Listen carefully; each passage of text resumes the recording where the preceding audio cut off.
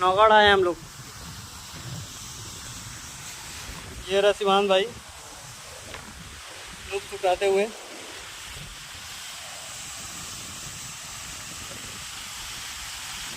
दूसरा व्यू है, वहाँ से झरना पानी गिर रहा है। सिवान भाई कैसा लगा? बढ़िया जगह है भाई, अगर डैम खुला होता तो और अच्छा लगता है। ये डैम का इधर से पानी आएगा।